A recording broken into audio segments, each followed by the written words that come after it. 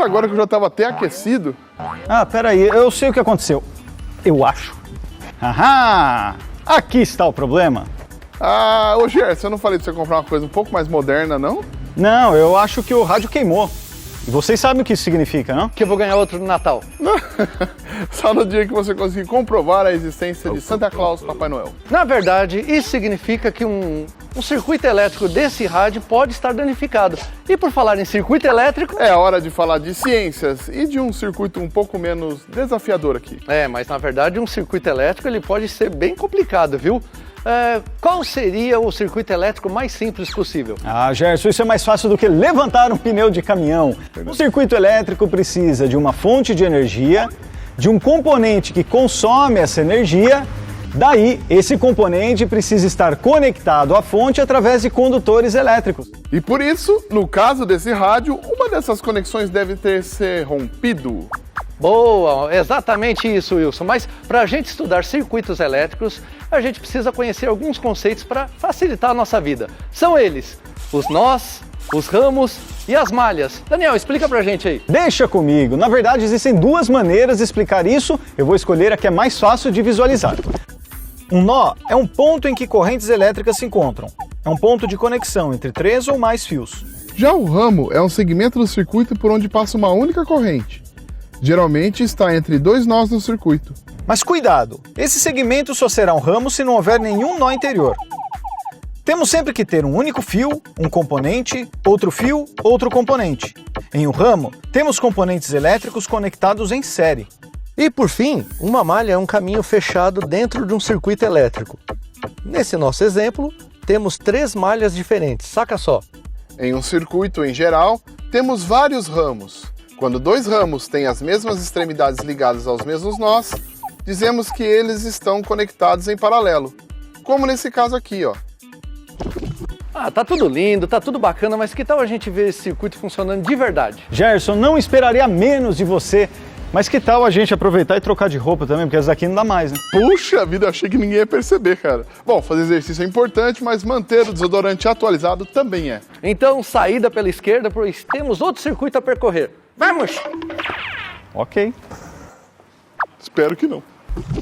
Aqui está o circuito que o Daniel usou como exemplo, prontinho para ser ligado. Legal, todos os nós, ramos, malhas estão todos aqui. E você foi além, Gerson, parabéns. Isso mesmo, ó. Eu instalei 3 multímetros no modo amperímetro. Sim. Para a gente observar a corrente que passa em cada resistor, ó. E o que acontece quando a gente ligar a tensão? Você quer que eu ligue? Coloca, deixa eu ver, eu coloquei 10 volts. 10 volts. Tcharam. Muito bem, Gerson, e ó, olha que bacana, nós temos 3 valores para as correntes elétricas e a soma de 2 delas resulta na terceira. Isso acontece porque este primeiro amperímetro aqui mede a corrente total do circuito, que se divide para as diversas partes.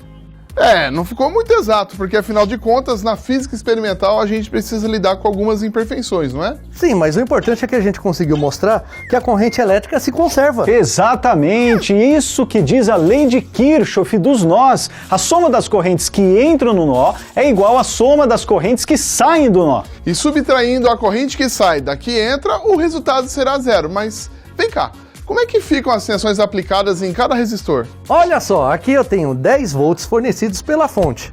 E aqui 3 multímetros que eu coloquei no modo voltímetro.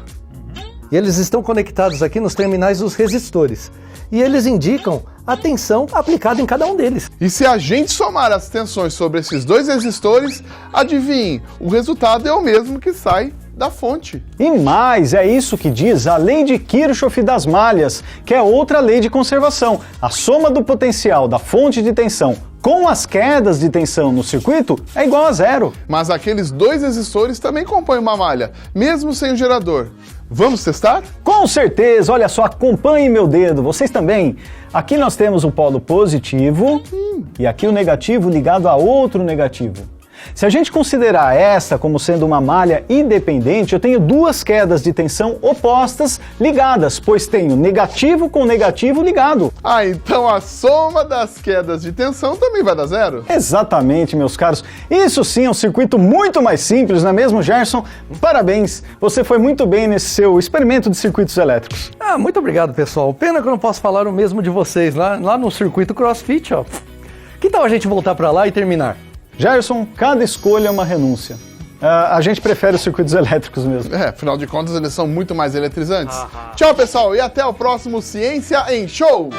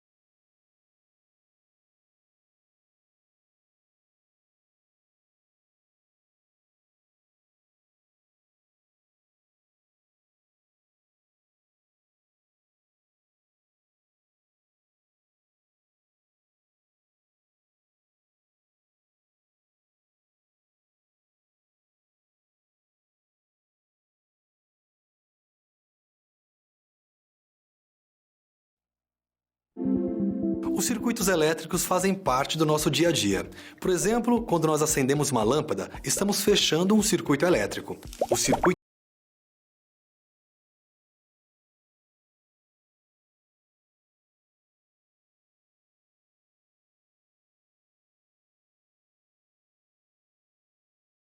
Circuitos elétricos simples são compostos de uma única fonte de tensão, que fornece uma diferença de potencial para o sistema, e de um ou mais resistores. Esses componentes estão ligados por meio de fios de materiais condutores. A fonte é um sistema capaz de fornecer tensão ao circuito. Ela pode ser a tomada da sua casa, uma pilha ou uma bateria. Já os resistores são componentes simples. Eles possuem uma resistência nominal, dada em ohms. Com o circuito fechado, a corrente elétrica pode fluir pelo sistema. É possível criar associações de resistores com o objetivo de encontrar um circuito elétrico simples que seja equivalente ao original. Isso significa encontrar um circuito cuja resistência elétrica equivalente obtida quando ligada à mesma fonte de tensão seja atravessada por uma corrente elétrica igual ao do circuito original. Existem duas maneiras de fazer isso: associações em série e em paralelo.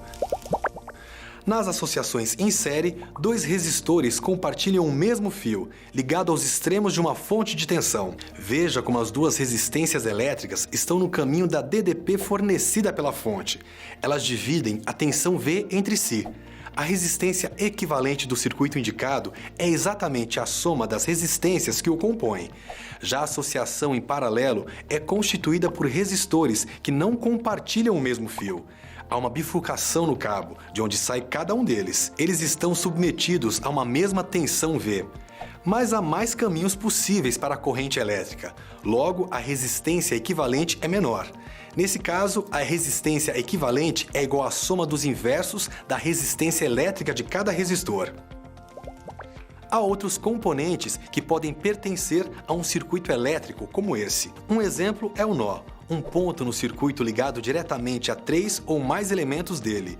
É o caso dos pontos B e E, por exemplo. Já os ramos são os caminhos que ligam um ponto a outro. Repare que há 3 ramos ligando os pontos B e E. Por fim, a malha é um único caminho fechado construído com 2 ramos de um circuito elétrico. Nesse caso, há 3 malhas. A lei das malhas de Kirchhoff indica que, somando as tensões de cada um dos componentes de uma malha no interior do circuito elétrico, teremos uma soma igual a zero. Para obter A soma zero, é preciso levar em conta o próprio gerador e considerar uma diferença de sinal entre a tensão fornecida pelo gerador e as tensões consumidas pelos resistores. Já a lei de Kirchhoff dos nós diz que, em qualquer junção em um circuito onde a corrente pode se dividir, a soma das correntes que chegam na junção deve ser igual à soma das correntes que saem da junção. Suponha que um fio percorrido por uma corrente elétrica I termine em um nó A, de onde partem dois outros fios, que contêm correntes I1 e I2. Pela lei de Kirchhoff dos nós, temos que a corrente I é igual à soma das correntes I1 e I2. As leis de Kirchhoff são essenciais para analisarmos circuitos elétricos. Por isso, continue estudando. Até a próxima!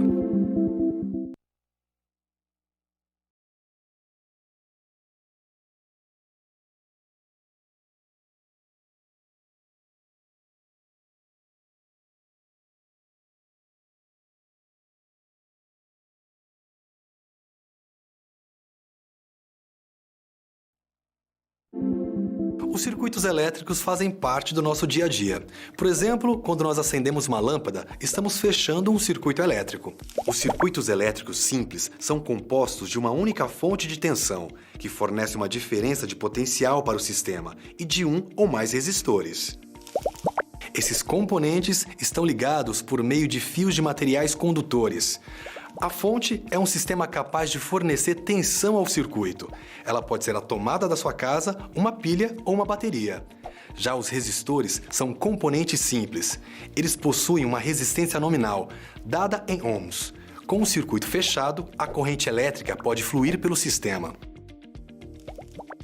É possível criar associações de resistores com o objetivo de encontrar um circuito elétrico simples que seja equivalente ao original. Isso significa encontrar um circuito cuja resistência elétrica equivalente obtida quando ligada à mesma fonte de tensão seja atravessada por uma corrente elétrica igual ao do circuito original. Existem duas maneiras de fazer isso: associações em série e em paralelo.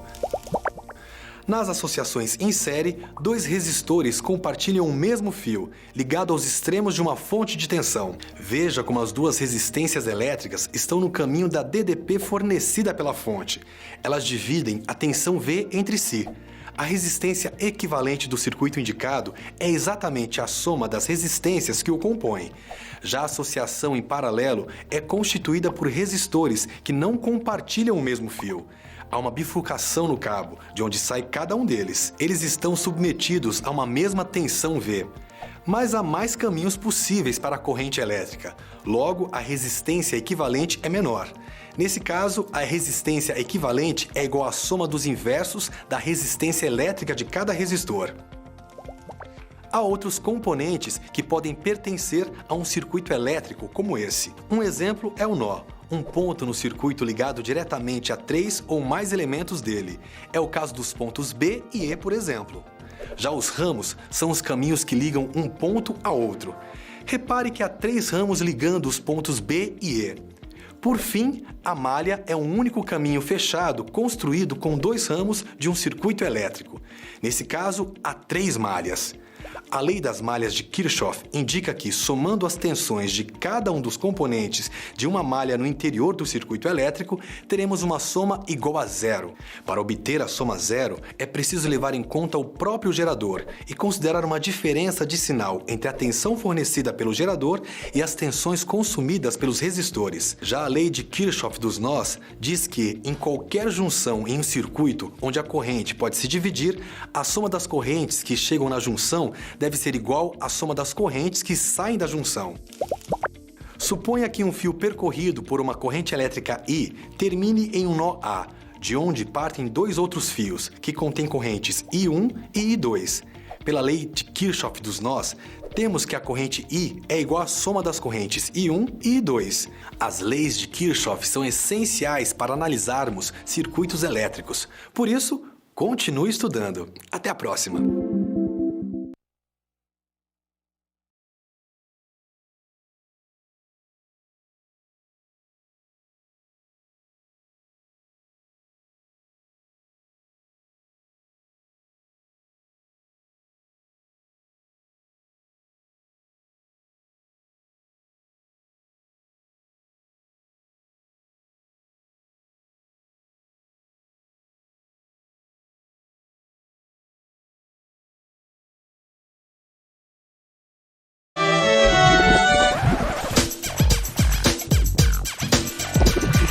Olá pessoal, está começando mais um Ciência em Show! Você já sabe que aqui a gente não só explica como mostra com exemplos práticos a importância da ciência na sua vida. Terra chamando Wilson! Wilson! Nossa, o que foi, gente? Estava aqui envolvido nessa história em quadrinhos. É porque todo cientista adora história em quadrinhos e também super-heróis. Afinal de contas, histórias em quadrinhos têm tudo a ver com a ciência, não é mesmo?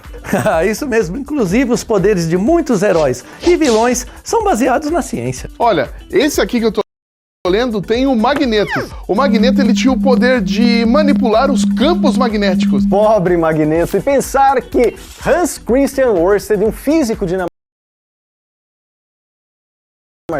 já controlava campos magnéticos em 1819. Só que ele não controlava os campos magnéticos como um herói. Ørsted fez um experimento clássico. Ele comprovou que a eletricidade e o magnetismo se relacionam. Isso mesmo, e não tem nada a ver com os poderes fantásticos do Magneto. Então, que tal a gente reproduzir a experiência de Ørsted?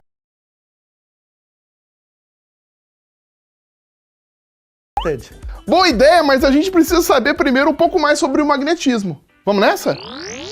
Olha só, tem aqui 2 ímãs. E vamos ver o que dá para fazer com eles? Por exemplo... Ah, mas dá também para repelir, olha. Olha, e por que você não usa esses ímãs para atrair materiais ferromagnéticos, como é o caso desses preguinhos aqui, olha? Boa ideia.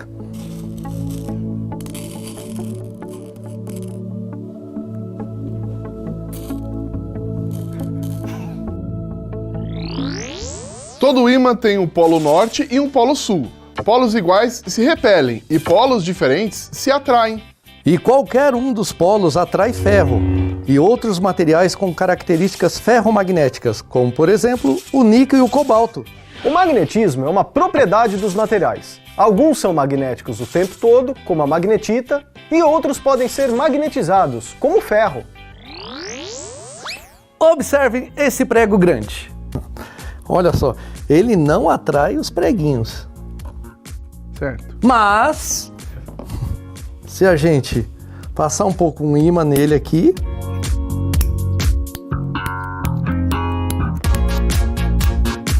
Olha só. Tcharam! Nossa, olha só, ele atraiu os preguinhos também. Esses materiais interagem por ação de campos magnéticos que são invisíveis, assim como campos elétricos e campos gravitacionais. E a Terra também possui um campo magnético. É por causa dele que as bússolas funcionam. A agulha da bússola é magnetizada e atua como um pequeno ímã. Como ela está inserida no campo magnético da Terra, uma força age sobre ela.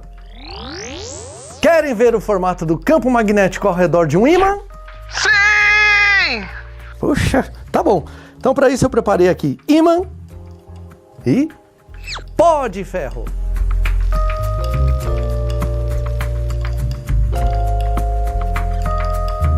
Tcharam! Veja só que bacana! As propriedades magnéticas dos materiais dependem das propriedades magnéticas dos átomos que os compõem e de como esses átomos se organizam quando formam um sólido. Mas os campos magnéticos também são gerados por correntes elétricas e é por isso que eu quero fazer a experiência de Ørsted. Vamos? Eu estou contigo, Gerson, vambora! Vamos! Só se for agora.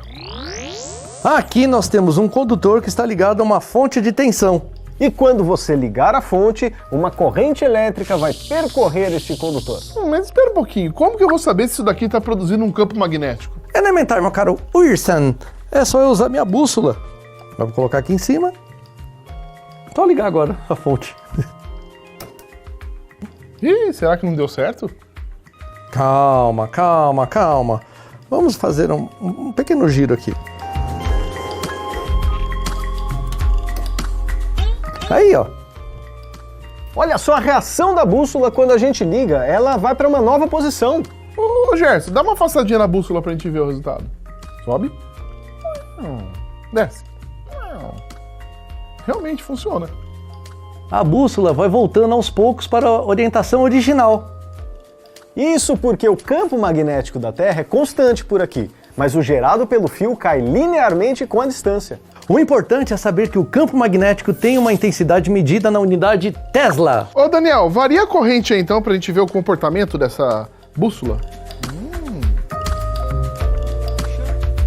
Aumenta. Aumenta a corrente. Abaixa.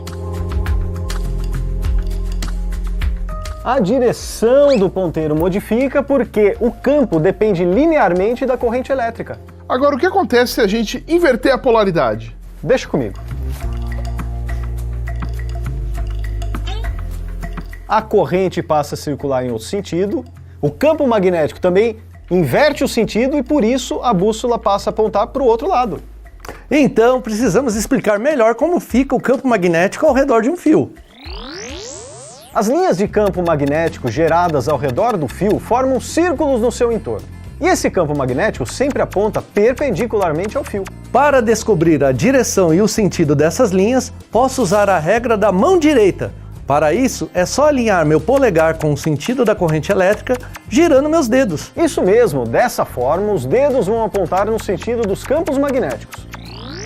Muito bem, hoje nós estamos demais. Conseguimos falar bastante de ciências e ainda mostramos aqui um experimento clássico. Foi a partir dos resultados desse experimento que todos ficaram convencidos da relação entre eletricidade e magnetismo. Nasceu então o eletromagnetismo. Como eu disse, o Ørsted há mais de 100 anos já controlava os campos magnéticos. Só faltou a gente mostrar uma coisa muito importante aqui hoje. O fenômeno no qual os campos magnéticos influenciam as cargas elétricas. Maravilha, então vamos lá mostrar. Correntes elétricas geram campos magnéticos e campos magnéticos afetam o movimento de cargas elétricas. Desde que elas se movimentem perpendicularmente a um campo magnético. Agora, vamos ver isso na prática. Mas para isso eu preciso de um canhão de elétrons. Vejam só que beleza da tecnologia moderna. Olha só, parou de falar de ciência para ver novela. Nós estamos brincando aqui, mas o Gerson tem razão. Os antigos televisores, esses de tubo, como esse, funcionam como um canhão que dispara elétrons na tela. Por isso, adivinha o que vai acontecer quando eu aproximar esse imã da tela do televisor? Dá licença pra quem? Olha só. Tá distorcendo a imagem. Legal. Pra cá no meio. Para aí um pouquinho. Aí, ó. Claro, a imagem da TV é formada pela colisão dos elétrons com a tela em posições muito precisas. Como o campo magnético do ímã altera a trajetória de partículas com carga elétrica, elas não conseguem chegar onde deveriam. Ó, e a imagem fica assim, ó, toda distorcida. Não é massa? Bem legal. Sabe um poder que eu nunca vi nos quadrinhos? Não. Interagir com partículas carregadas em movimento. Que tal então a gente estudar uma forma de tornar possível esse superpoder? Só precisa arrumar um bom nome para esse herói ou heroína que com certeza seria o melhor de todos. Ah, eu já sei. O que vocês acham de Super Aurora? A Aurora? Isso aí não tem nada a ver com um super-herói. Ué, ela poderia produzir uma aurora boreal no céu. Ia ser interessante, afinal, auroras nada mais são do que a interação de partículas carregadas com o campo magnético terrestre. Eu só não sei como ela derrotaria os inimigos. Mas o importante é que essa super heroína já tem até trilha sonora. Ô, Jason, solta o som aí. Produção!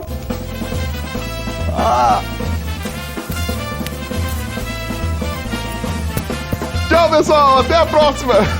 Até o próximo Ciência em Show! Vou pegar meu imã e dar um fora daqui. Tchau!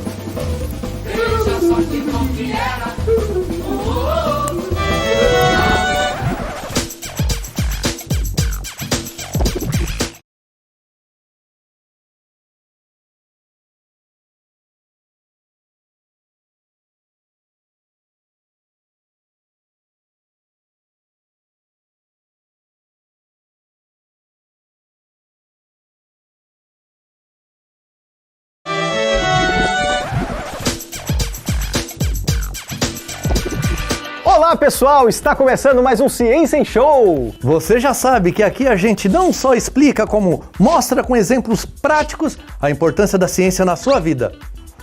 Terra chamando Wilson! Wilson! Wilson! Nossa, o que foi, gente? Estava aqui envolvido nessa história em quadrinhos.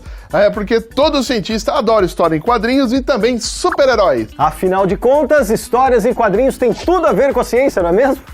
Isso mesmo, inclusive os poderes de muitos heróis e vilões são baseados na ciência. Olha, esse aqui que eu tô lendo tem o Magneto. O Magneto, ele tinha o poder de manipular os campos magnéticos. Pobre Magneto, e pensar que Hans Christian Ørsted, um físico dinamarquês, já controlava campos magnéticos em 1819. Só que ele não controlava os campos magnéticos como um herói. Ørsted fez um experimento clássico, ele comprovou que a eletricidade e o magnetismo se relacionam. Isso mesmo, e não tem nada a ver com os poderes fantásticos do Magneto. Então, que tal a gente reproduzir a experiência de Ørsted? Boa ideia, mas a gente precisa saber primeiro um pouco mais sobre o magnetismo. Vamos nessa? Olha só, tem aqui 2 ímãs e vamos ver o que dá para fazer com eles? Por exemplo... Ah, mas dá também para repelir, olha. Olha, e por que você não usa esses ímãs para atrair materiais ferromagnéticos, como é o caso desses preguinhos aqui, olha? Boa ideia.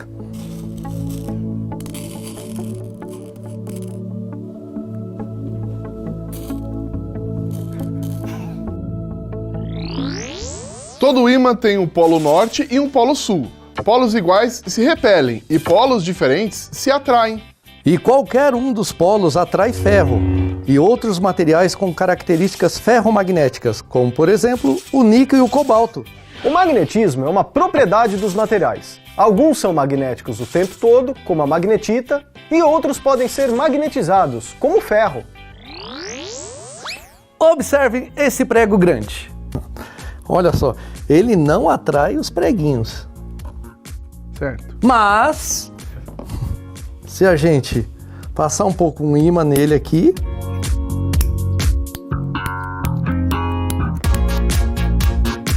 Olha só. Tcharam! Nossa, olha só, ele atraiu os preguinhos também. Esses materiais interagem por ação de campos magnéticos que são invisíveis, assim como campos elétricos e campos gravitacionais. E a Terra também possui um campo magnético. É por causa dele que as bússolas funcionam. A agulha da bússola é magnetizada e atua como um pequeno ímã. Como ela está inserida no campo magnético da Terra, uma força age sobre ela. Querem ver o formato do campo magnético ao redor de um ímã? Sim! Puxa, tá bom. Então para isso eu preparei aqui ímã e pó de ferro.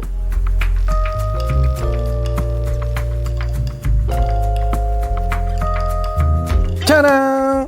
Veja só que bacana! As propriedades magnéticas dos materiais dependem das propriedades magnéticas dos átomos que os compõem e de como esses átomos se organizam quando formam um sólido. Mas os campos magnéticos também são gerados por correntes elétricas e é por isso que eu quero fazer a experiência de Ørsted. Vamos? Eu estou contigo, Gerson, vambora! Vamos! Só se for agora. Aqui nós temos um condutor que está ligado a uma fonte de tensão. E quando você ligar a fonte, uma corrente elétrica vai percorrer este condutor. Mas espera um pouquinho, como que eu vou saber se isso daqui está produzindo um campo magnético? Elementar, meu caro Wilson. É só eu usar minha bússola. Vamos colocar aqui em cima. Então ligar agora a fonte. Ih, será que não deu certo?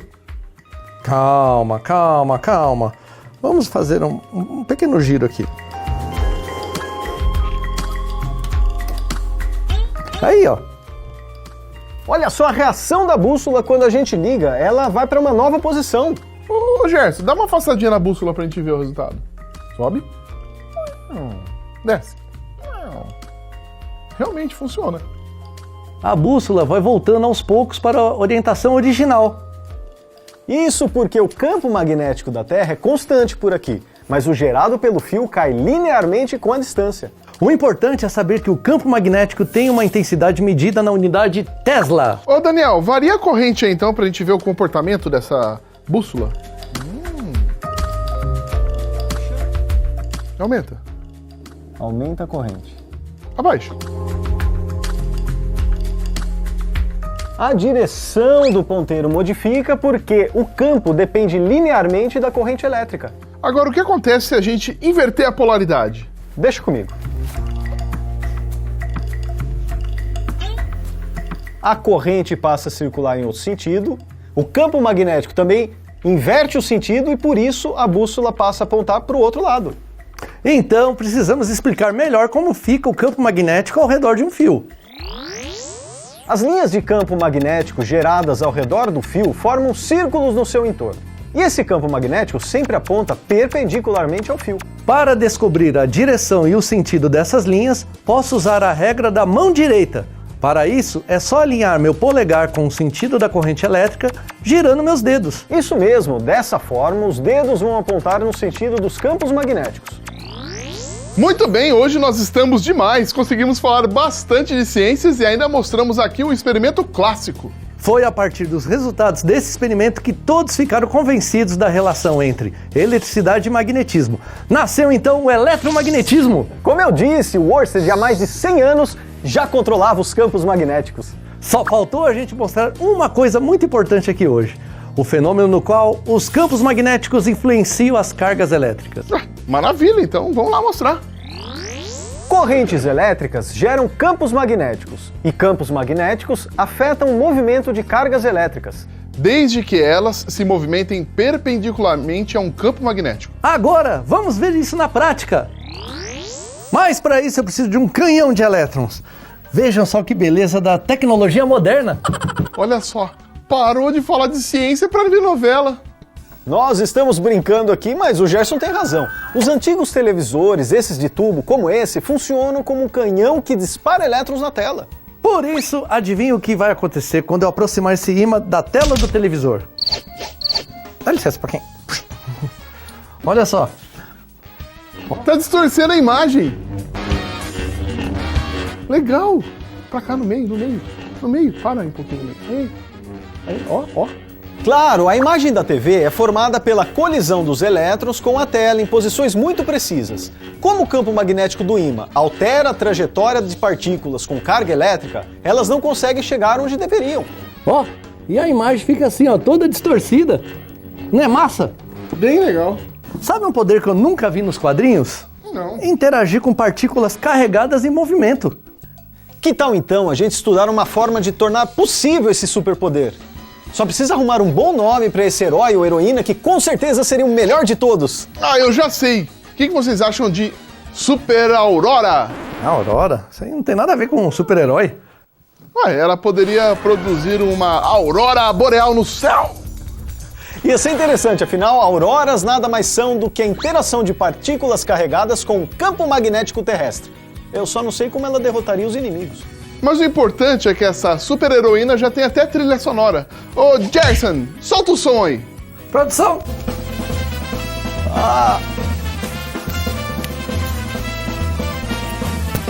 Tchau, pessoal. Até a próxima. Até o próximo Ciência em Show! Vou pegar meu imã e dar um fora daqui. Tchau!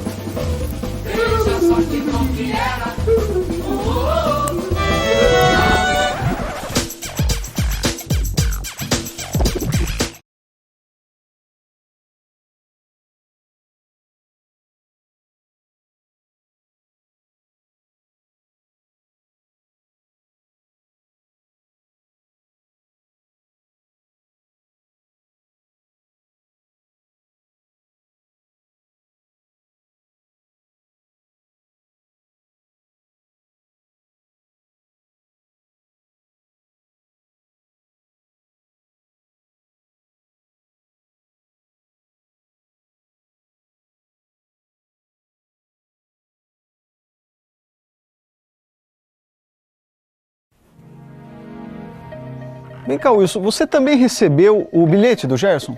Eu recebi. Ele falou que tinha uma surpresa pra gente, não entendi nada. Então, essa fumaça, essa música, tá tudo muito estranho. O que será que ele tá aprontando agora? Ah, não sei, cara, mas se tratando de Gerson, pode ser qualquer coisa, né? Senhores e senhores, eu chamei vocês hoje aqui porque eu vou mostrar algo que vai deixar vocês impressionados. Xiii, não falei que tinha coisa aí, Daniel.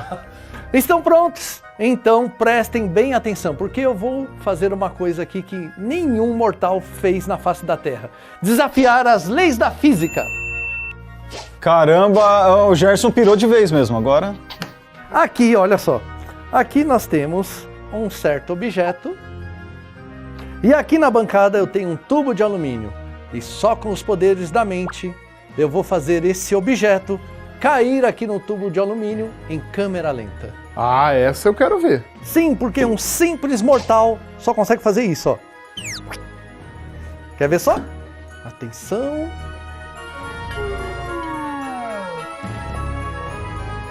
Incrível! Fascinante! Mágico! Ô Gerson, eu posso dar uma olhada nesse objeto? Acho que não é necessário. Não, eu vou examinar.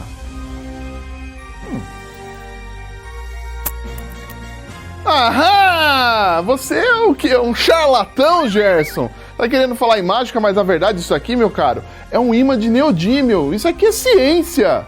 Pois é, e o único poder da mente nesse caso, meu caro Gerson, é o de entender o que realmente aconteceu. E eu vou te ensinar uma mágica, quer ver, ó? Luz! Câmera! Ação! Luz! Luz? Luz? Ô Gerson, acho que não adianta esse negócio de mágica não pra apagar a luz. A gente tem que ir lá no interruptor, ó, plup, e desligar. E Gerson, já que para a mágica você é um excelente físico, que tal começar explicando o que aconteceu? Sim, claro, ó. Eu fiz até umas aberturas aqui no tubo. O que acontece é o seguinte. Tem a força gravitacional sendo compensada pela força magnética. Sim, o alumínio desse tubo é um bom condutor elétrico e tem propriedades paramagnéticas, o que significa que ele reage bem pouco aos campos magnéticos, bem menos que o ferro, por exemplo. Então, de onde surgiu a força magnética que freia esse imã, meu caro? Para responder essa pergunta, a gente precisa lembrar que existe uma relação entre corrente elétrica e campo magnético. Nessa relação, as cargas elétricas em movimento podem ser desviadas quando sofrem a ação de um campo magnético estático. E quando essas cargas estão em repouso, elas podem se mover caso esse campo magnético seja variável. Ah, eu lembrei que tem um experimento perfeito para mostrar isso. Já que a mágica foi revelada, vou apelar para a magia do cinema e acelerar o tempo só um pouquinho.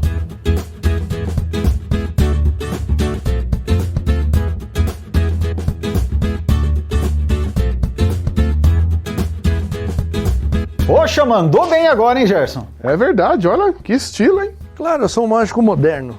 Bom, mas eu estava falando do experimento.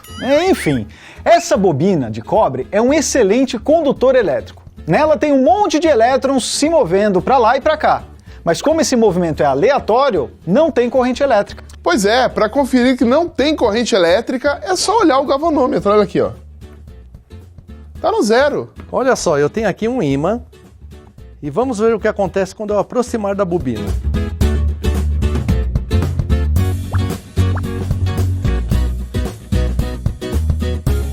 É, realmente surgiu uma corrente elétrica, mas quando você parou o movimento, voltou para o zero. Agora, e se você continuasse movendo, Gerson? Nesse caso, a gente teria uma corrente elétrica alternada. Viu? Quando eu aproximo o ímã, a corrente flui num sentido. Quando eu afasto, ela vai no sentido contrário. Agora, o que você acha de ficar variando isso aqui, oscilando? Deixa eu ver. Olha! E dá para perceber a corrente alternada no osciloscópio. Olha o sinal como fica. Bom, olhando aqui no visor, podemos dizer que a corrente elétrica foi maior quando o movimento é mais intenso. Isso acontece porque o que causa corrente elétrica é a variação no fluxo de campo magnético no interior da bobina, que nesse caso foi maior. Essa é a ilustríssima lei de Ampère. Isso mesmo, a variação no fluxo de campo magnético gera uma força eletromotriz no condutor. Ou seja, quando temos variação no fluxo dos campos magnéticos, é como se a gente ligasse um condutor a uma fonte de tensão e surgisse uma corrente. Legal, mas eu queria mostrar isso com mais detalhes. Ô, Mágico de Oz, será que você tem mais algum truque aí pra gente? Antes de tudo, a gente precisa lembrar de como as linhas do campo magnético de um ímã estão organizadas. Nessa configuração, chamada dipolo, as linhas de campo magnético saem do polo norte e vão para o polo sul. Mesmo à distância, a bobina já sofre uma influência do campo magnético do ímã, mas nesse momento o fluxo magnético ainda é muito pequeno. Para ficar claro, o fluxo magnético é uma medida que leva em conta a porção de campo magnético que afeta a área interna da bobina. Mas se esse fluxo não varia, não surge corrente elétrica. Em compensação, quando aproximamos o ímã da bobina, o fluxo de campo magnético aumenta, ou seja, ele está variando. Essa variação faz aparecer uma diferença de potencial ao longo do condutor da bobina. É a força eletromotriz que gera corrente elétrica. Agora, quando o ímã se afasta, também há uma variação no fluxo e, consequentemente, uma corrente elétrica. Só que como nesse caso o fluxo está diminuindo, o sentido da corrente vai ser oposto ao do teste anterior. Pergunta: como a gente vai saber o sentido da corrente elétrica? Ora, essa é muito fácil, basta se lembrar da lei de Lenz. Que lei é essa? Gente, desculpa, foi péssimo. Engraçadinho. A lei de Lenz afirma que sempre vai surgir uma corrente elétrica que gere oposição ao movimento do ímã. Toda corrente elétrica gera campo magnético, e para descobrir o sentido dele é só usar a regra da mão direita. Então, quando o ímã se aproxima, vemos que tem um campo saindo da bobina. Ou seja, a bobina vai acabar se comportando como um polo norte e repelindo o ímã. É a oposição ao movimento. Agora, quando o ímã se afasta, a corrente gerada vai fazer com que a bobina se comporte como o polo sul, atraindo o ímã. De novo, oposição ao movimento. Isso acontece por uma razão muito especial. Você sabe qual é, Gerson? Sim, eu sei. É tipo eu tentando inventar um movimento diferente, fazendo as minhas mágicas e vocês se opondo. Também. Mas essa oposição ao movimento que desacelera o ímã ocorre por causa da conservação de energia. Afinal de contas, a energia elétrica que surge na bobina quando a gente aproxima o ímã precisa sair de algum lugar, certo? Certo, e na natureza nada se cria ou se perde, tudo se transforma. Enfim, a força magnética da bobina se opõe ao movimento do ímã, realizando trabalho sobre ele. Aproximando o ímã da bobina, o Gerson vence essa oposição e cede a sua energia mecânica para gerar a corrente elétrica. E tudo isso sem mágica, seguindo as leis da física. Esse fenômeno que nós acabamos de ver é fundamental para que a gente entenda a indução eletromagnética. E é como a gente chama a geração de corrente elétrica por meio de variação do fluxo de um campo magnético. A indução eletromagnética está por trás do funcionamento de muitos aparelhos do nosso dia a dia, como os geradores e motores elétricos, além de transformadores de tensão e corrente elétrica.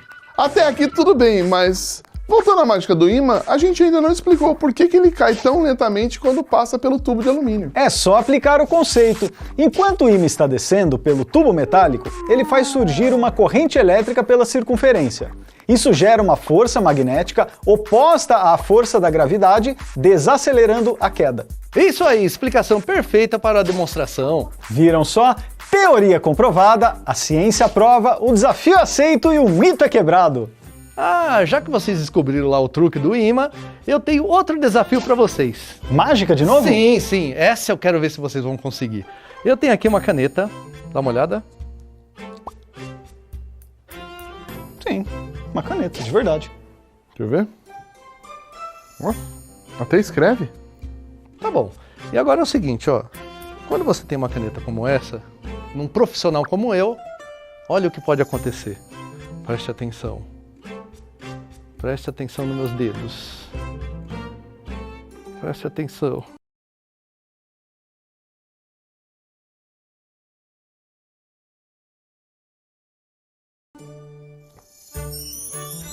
Caramba, Gerson, parabéns, você se superou agora, cara.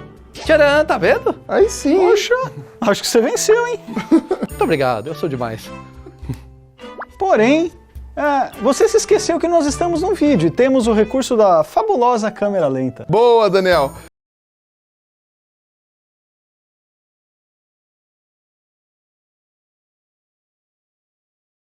DJ, coloca o replay pra gente aí, por favor.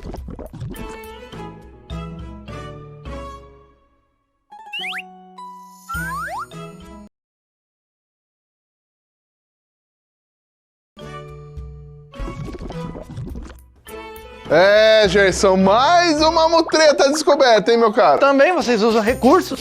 Gerson, não fica chateado.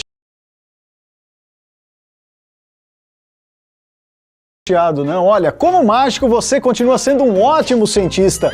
E é isso que importa. Agora, vamos recolher essa bagunça. Espera aí. Senhores, se me dão licença, eu acho que também vou usar um recurso mágico do vídeo.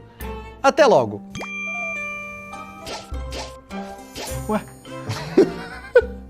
Mandou bem o Gerson, hein? Mandou, né? Agora sobrou pra gente, né? Tinha que ser o Gerson. Vamos lá.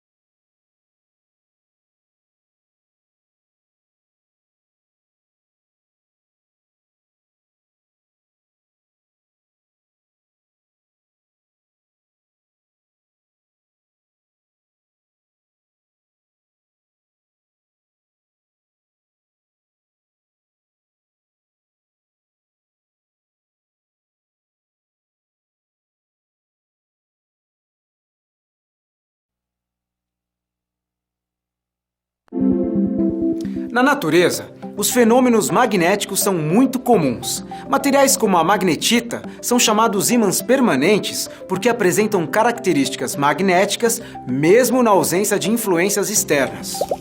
Quando aproximamos ímãs, surgem imediatamente forças magnéticas. Polos iguais se repelem e polos diferentes se atraem.